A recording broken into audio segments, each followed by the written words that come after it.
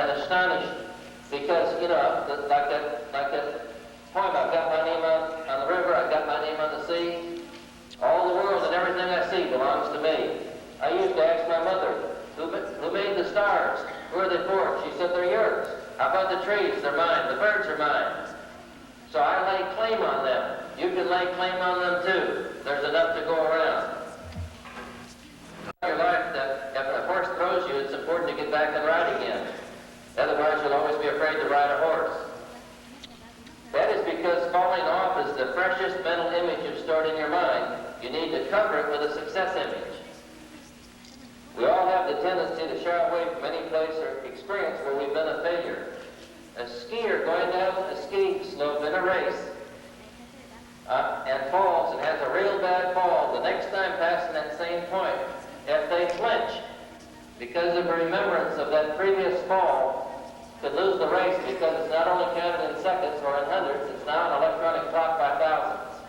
And one mental flinch or remembrance of that one spot can cause them to be in second place. A tennis player who now think and see and believe your way out of the place and into a new area of choosing from any negative situation. You will believe yourself into what you want. So you better be careful what you want. That's about the third time I've said that this morning. You are responsible for the goals, the mental images, and the beliefs you choose. Choose to dwell on pictures of success because you have a choice. You have a power of choice. That wall over there does it. That wall has to stay there until they choose to move it. That wall does not have a choice, but you have a choice. You can get up and leave this room. You can change the way you think. Daily think about fear, doubt, failure, and they will be your constant companion. Why did you... To change your life works by the natural laws that control the way you think. Your mind operates on two levels, the conscious and the subconscious. Your conscious mind deals with what is going on right now. It deals with awareness, its tools are logic, facts, and reasoning. And that's the way a lot of people make their decisions. Your subconscious mind, however, is an infinitely complex storage system. If you listen to this closely, you'll understand why spaced repetition and the condensation, that's how my program works. It records every thought and experience, every emotion, every sensory impression you experience every second of your life. It does not miss any. Then your subconscious mind files away all that data and cross-references it. There is no computer now made or that it will ever be made that will match the computer of your mind. When you encounter any situation, it instantly sorts through all the stored data, compares the situation and all other situations you have previously encountered, and on the basis of all that data, it chooses the responses you have found most satisfactory in similar situations in the past, complete with what you say, how you look and act, and the emotions you feel. It feeds this up to your conscious mind, and you're almost certain to follow its suggestions. Most of us collected some negative thoughts, ideas, and concepts while we're growing up. People around us gave us a lot of don'ts and can'ts, and convinced us that we were too little, too young, too dumb to succeed. Did any of you get any of that while you were growing up? If that happened to you, you're in good company. Thomas Edison's teacher told his parents to take him out of school because he was too slow to learn. Albert Einstein was convinced while he was in elementary school that mathematics wasn't worth studying. Robert Louis Stevenson's first book was so harshly criticized that he contemplated suicide. But all of these people rejected those negative ideas and chose instead to believe in positive pictures and goals. If they had not, the world would have been much poorer. If you believe the don'ts that were put into your mind, you will be much poorer, and your family will be much poorer, and your town will be much poorer, and your state and your country will be much poorer. Visualization is the quickest method you can use to reprogram your subconscious mind to eliminate the old negatives and replace them with positives. When you practice visualization over a period of time, you set up new beliefs, new responses, new emotions, and new ways to react to life. You can't entirely erase the old data.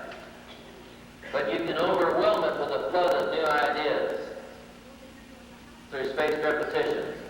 New positive thoughts that from the sheer force of volume become the basis of your new attitude. You use this visualization with spaced repetition. The repeated impact of new ideas and thought put the law of displacement to work for you. That's the essence, the mechanics, and the dynamics of an SMI program. You can follow 3 simple steps to a new positive mental attitude through visualization, and here they are. Number 1, you must know where you stand now. There's a self-evaluation questionnaire in each of the programs. That's what it's there for. In all 6 areas of your life. Number 2, fill your mind with positive thoughts. Choose to read positive material, listen to positive tapes, and associate with positive people, and do positive things. Repeat positive affirmations that will begin to shape new attitudes. Attitude is a habit of thought. All you have to do to change your attitude is change the way you think. How do you change the way you think? You find out how you got to be thinking that way in the first place. I just explained it. And you become the computer programmer of your own future instead of letting your negative past or the present society and surroundings in which you live. You have a choice. You can change it. You can choose not to associate with negative people that are in your life. You can choose not to read negative material. You can choose to do some positive things about yourself physically. You don't have to eat garbage just because they do a good job of advertising it. You can get on a nutrition program and a health program. You can work on your cardiovascular training. You can make that choice. Mentally, you can read, you can start reading, and if you're not a good reader, you can become a good reader. I was not a good reader in school, but I do not know anyone that reads as many books as I do. I'm an omnivorous gobbler of material around the world. Physically, mentally, spiritually. You know my thoughts spiritually. I've shared them even in the first part of this talk. I believe in the Creator that made us all. I work on my spiritual affirmations on a daily basis. Physically, mentally, spiritually, socially. If you're afraid to meet new people, the best way to have a friend is to be a friend. Make friends in every kind of race. Make friends of every age. Make friends of every occupation. Make friends of every socioeconomic level.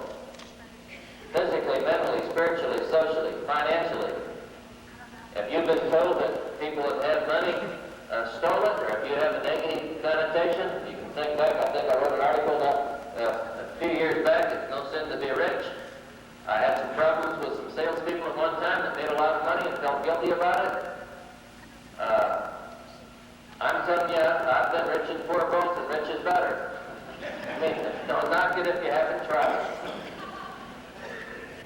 I'm just saying you can do something about your visualization. You cannot make $50,000 a year if you cannot visualize yourself making $50,000 a year, or 100, or 200, or 300, or 400, or 500. Why put a limit on it?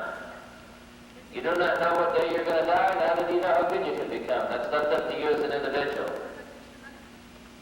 Physically, mentally, spiritually, socially, financially, and your family.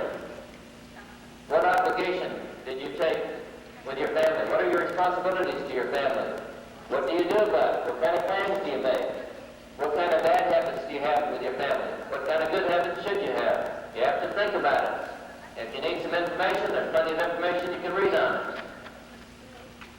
You can ask, ask, seek, and knock, and you can find out anything about anything. You have choices. You are unique. You are dynamic. There never has been another one like you, and there will never be another one again. In all the world that's been in a million years or a million years to come. So you are clay. You are something that can be molded, that can be shaped. But you are the shaper and the molder of your own destiny.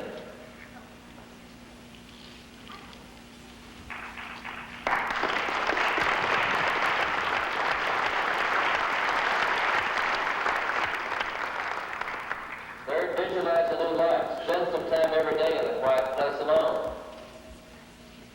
I would not think of getting up and getting busy and you have to have some place, some time during the day to be alone, to think, to meditate.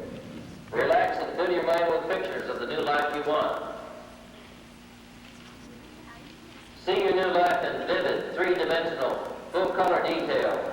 Mentally rehearse how you want to act, what you want to say, what you want to do, and how you want to feel. This procedure will make it easier to think positively, to act accordingly to the new personality that you want to cultivate, and to be what you want to be.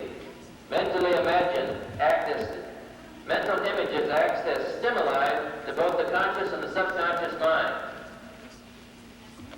And if you've lost the ability to dream, somebody broke your dream machine, then you can scrape the incrustation off and reawaken it. You can put oil on it to stop it from squeaking. And you do that with spaced repetition with our SMI material. When you know what you want and visualize yourself in possession of it, you begin to draw it to yourself. If you visualize it over and over and over again, it's impossible for somebody to even be on the string and pull it away. It'll just come to you. It works. Absolutely. There's an element of magic in this kind of believing, but it's not the kind where a fairy godmother with a magic wand turns a pumpkin into a coach. That's not what I'm talking about. I've got to be perfectly clear on that. The magic comes when your belief is so strong that you can actually see the goal, the result you desire, but you also see the first steps toward getting there. You cannot see all of the steps, but you can see that first step. And when you take that first step, you see the next one. Then you accept responsibility for taking each step. You're not relying on someone else to do it. You're going to do it yourself. Another magic quality of believing is that you enjoy taking action. The work that's involved becomes a joy. When I started SMI, and I know this picture, no one has ever seen this picture before, but I'll just, somebody there, Ira, can you come up here and get this? We can leave fast along the front row. We started SMI in a garage on Franklin Avenue in Waco, Texas, and I bought the land where that building was placed, and it was a wheat field. There was no bank building there was no shopping center, there was nothing anymore. You could see it was a muddy road, and I took a fellow from the Greenbush Advertising Agency out and described the drawing that I wanted to have. And is that not 5,000 Lakewood Drive as it exists today? But that picture was drawn the first week that SMI was started, when it had no sales and had no business. We did $110,000 the first year, and that of course wouldn't pay the rent on that building.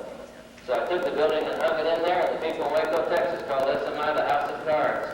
And they said that thinks he's going to make a success out of selling them talking records, because that's what they were. They were 12-inch LP records. But that's the actual building. That's the picture I have.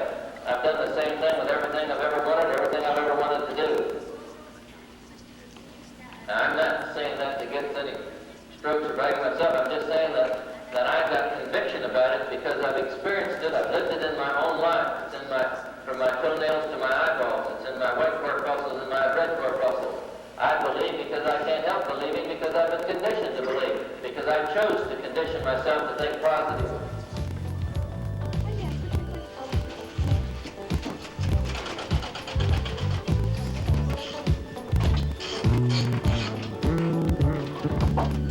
You believe in yourself and become whatever you dream. You build within your own heart a store of goals accomplished that will serve as a source of satisfaction, a warm glow of achievement that will sustain you through all the years of your life. That's the goal accomplished section in our plan of action.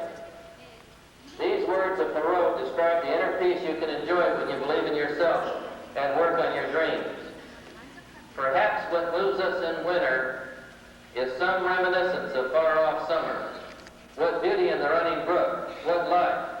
The cold is merely superficial. It is summer still at the core, far, far within.